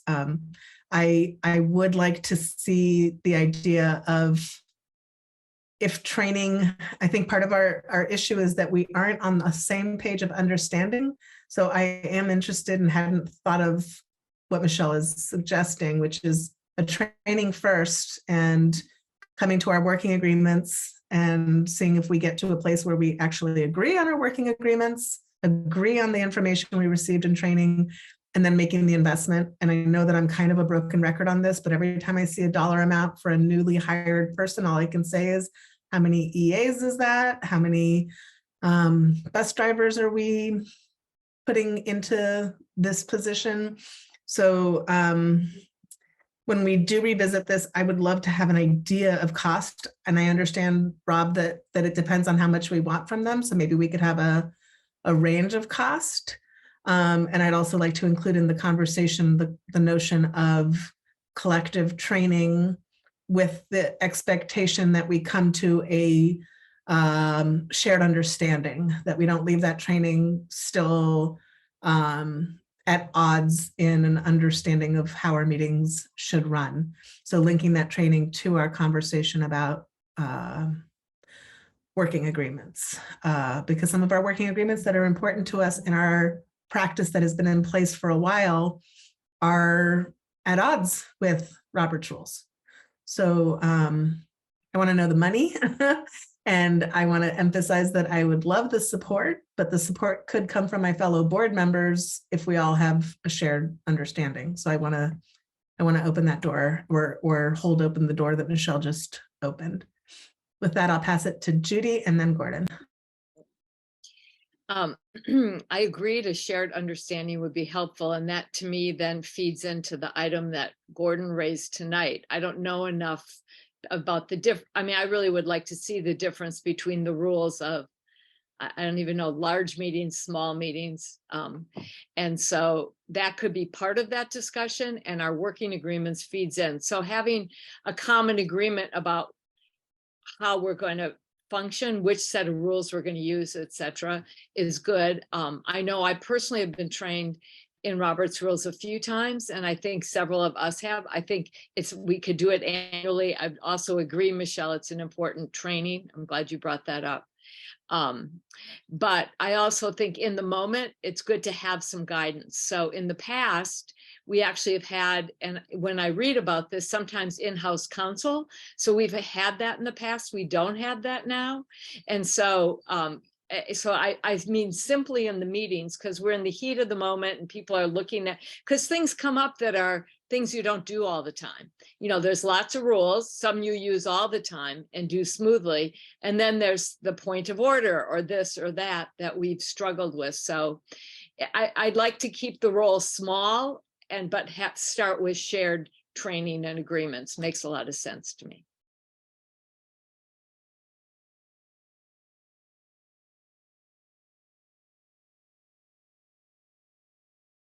Sorry, Gordon, go ahead. I was going to say you're muted, but I was assuming you were calling on me. I think I'm in the same place. Well, maybe not exactly. I think I'm more or less in the same place as Judy. I feel like I'd like to do both. I mean, at least the kind of modest version of the parliamentarian, which is just advising the board, and do the training. I completely agree with your point, Michelle. I think it's a good point that we would all benefit from that. But I also know that, you know, even in parliamentary bodies that have been doing this a lot longer than us, there are sometimes disagreements about what's the right interpretation, and the parliamentarian doesn't rule, but to have somebody who that's their job, I feel like could be useful to have, assuming that the cost is not significant. So that's where I'd come out. Thanks. So Alicia, unless you have something to say, I'll just add my last point, and then we can, so my last point is more of a request, and it's in response to Judy's question about the difference between regular Robert's Rules of Order and small groups. There are 7 significant differences that are fairly easy to follow because there's only 7, thank goodness, because the Robert's Rules of Order is like this thick. So maybe we could also start by including a link to a document summarizing what those 7 significant differences from regular Robert's Rules are in our Friday memo.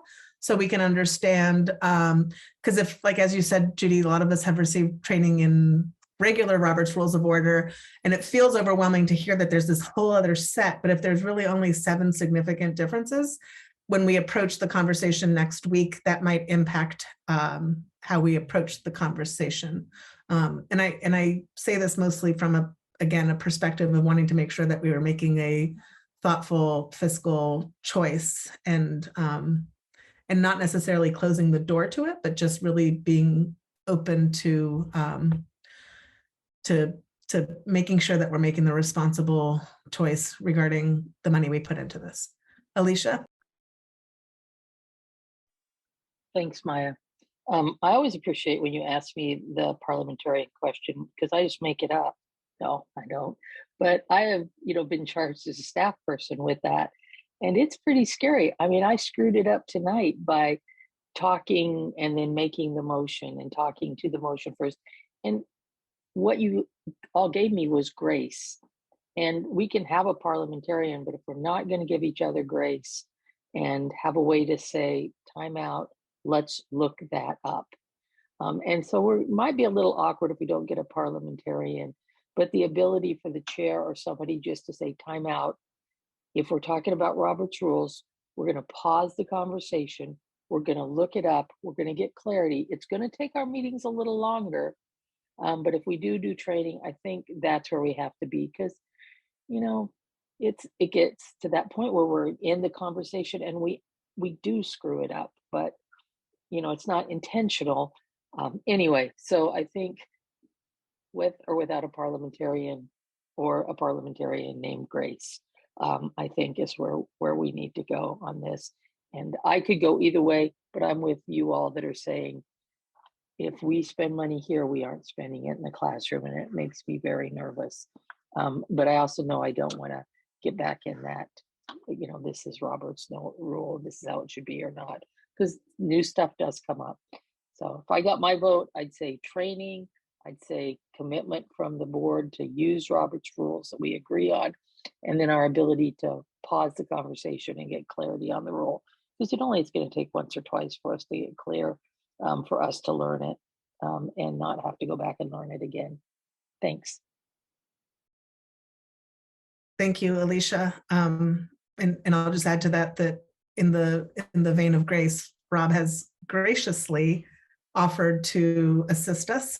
So maybe if we do decide next week to go that route, part of that pause, whether Rob has it at his fingertips or needs a few extra minutes, we could ask him to dig that up for us. And Rob, I hope you're okay with me sharing that you did offer to assist us with parliamentary procedure. So just for us to keep in the back of our heads as we make the decision next week, if we move this on as an item for action. I'm not an expert, and so I would need grace, but I'd be willing to try.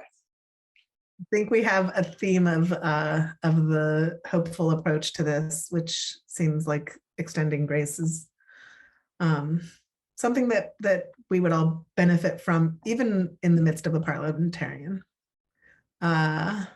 Alicia, you have your hand raised. Is that on purpose or just, okay. If there's no more discussion, I'm looking around. I don't see any more hands raised. Well, our next regular meeting is scheduled for December 14th. Are there, oh, Gordon? Yeah, there was the other. Oh gosh, thank you. Yes. So yes, thank you. We need to return to the question of adopting a rule of having 2 chances to speak unless we vote to extend the discussion. So moving away from that particular stipulation of the small board meetings and adopting the regular Robert's rules. Gordon, if you'd like to take it away and lead off the discussion with your points. Yes, and so and first of all, I appreciate that this will be in the Friday memo, and just to clarify again, there's Robert's rules and then there's Robert's rules for small boards.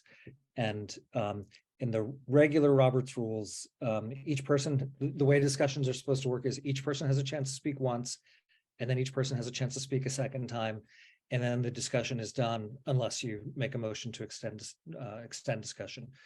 And in the small, that's what I actually had thought it was for us, but I was wrong. Our policy says small boards, which doesn't have that limitation.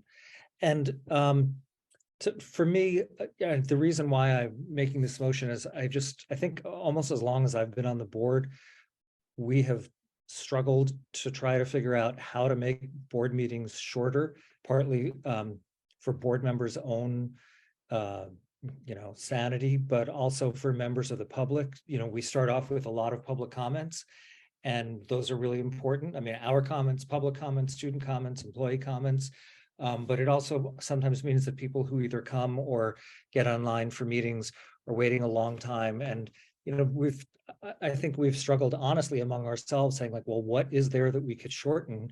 And mostly it feels like everything we do is important, and there's not a lot of things to do. And I think sometimes us, like everybody, it's easy to get into a conversation where we start making points repetitively. And so to me, it seems like it would be a useful check for us to say, okay, if our default is that everybody gets a chance to address an issue twice, and then if we actually think it's a discussion we want to continue, we can vote to continue.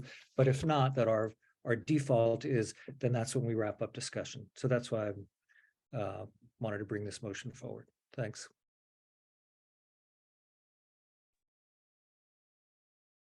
Thank you, Gordon. Does anybody else have any questions or comments? Judy. Well, and this doesn't have to be answered tonight. I don't know. I really honestly didn't understand there were two sets of rules. And it would be good to know when it's recommended to use it. I mean, why is it called for small boards? Are we a small board or are we not?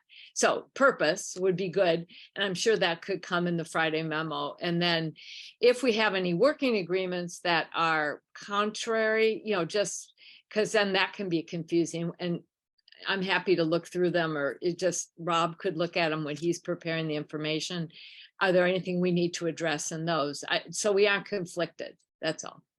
So we know exactly what we're doing. I can answer the first part of your question, JD, that the small boards is boards that are 12 and under. Although there's flexibility for those that are 20 and under to consider using the small groups or small boards. But seeing that we are definitively smaller than 12 and under, and it is in our policy that we agreed to use Robert's rules, specifically the small boards version. That's where we are with those now. In terms of do we have any conflicting policies or working agreements? My understanding in conversation with OSBA is that they're not necessarily to be considered conflicting, because Robert's rules allows for organizations to create our own exceptions to Robert's rules. So they would be considered agreements or agreements that become policy that would supersede Robert's rules is how it has been laid out to me by OSBA folks. But I am not a parliamentarian. So that's just my immediate answer to those questions for a little introductory food for thought. Alicia, and then. I just want to do a little math here. We're actually a board over 12 because we have student reps and we've just encouraged them to share their voice. So I know they don't vote, but it's that time for that voice and making sure, so when I was listening to this, I was not really sure, but I thought, well, here's an argument. If we could leave more room for that student voice by only going twice. So there's one to add for your argument, Gordon. Right, which would then mean revisiting our policy to use small board rules entirely. Okay, Alicia, throw a wrench in the whatever ball game. Gordon and Michelle. Thanks. I just wanted to, and maybe ask if this could be added to the Friday memo. I just wanted to note that there are, in our own policy, which says we use the small board rules, there are already some places where we explicitly do not, where we say, no, we're going to go by the large board regular Roberts rules and not the small board rules. It's something about like needing a second for certain motions. I forget the specifics, but so that doesn't bear on the merits of this particular thing, but just to say, it's not like we're not going to be breaking completely new ground and saying some places we go by the small board rules and some places we go by the big board rules. Thanks. Michelle? Yeah, I feel like if you can't get your point across after 2 chances, then too bad. I just feel like, we are in alignment most of the time. And we are familiar enough with the materials before meetings and discussions where we each have 2 chances to express ourselves. We do want to have more concise meetings, and as Alicia brought up, we want to have space for student board reps to voice their opinions. We really need their input.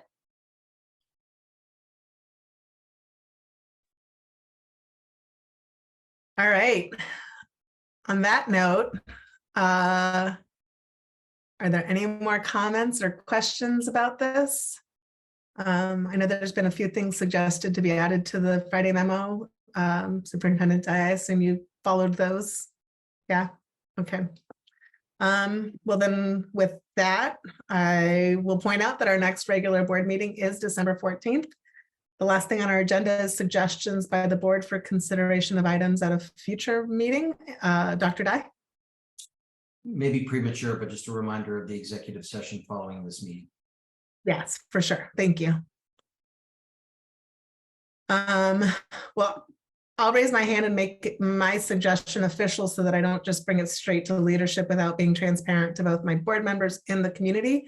I would like for us to, and I'm thinking of this inspired by the approved board policy GBEA and the work that we've done on complaints, and initiate a discussion, so maybe an item for information or an item for future action around policies pertaining to harassment based on other types of identity. The racial harassment policy covers racial harassment, but it would be worth it to make sure that we cover things like ableism, transphobia, homophobia, and other topics. So okay, I see a thumbs up. I got 2 thumbs up from Judy. Does that count as 2? Okay, now I see hand raises from Alicia, Judy, and Gordon. So that we will bring it for consideration. And I want to emphasize that board leadership will review the agenda topics and discuss when and if they can be scheduled. And to remind you all that, as with previous board leadership meetings, meeting notes will be shared from the meeting, so all board members are aware of the discussion. With that, if there's no, I hit the wrong thing, darn. If there are no other items to suggest for future meetings, the meeting is adjourned at 9:01 p.m. Please note that the board will now convene in an executive session, and you have received a link to this session in your email. I am hoping, in the theme of grace, that we can, it's 9:01, if we could meet at 9:10, so people can have a quick bio break if needed, or grab peanuts or whatever it is that y'all need to do. So at 9:10, let's all join each other in the Zoom link that is in our emails. With that, I've already adjourned the meeting. So thank you, everyone, and have a wonderful night. Thank you.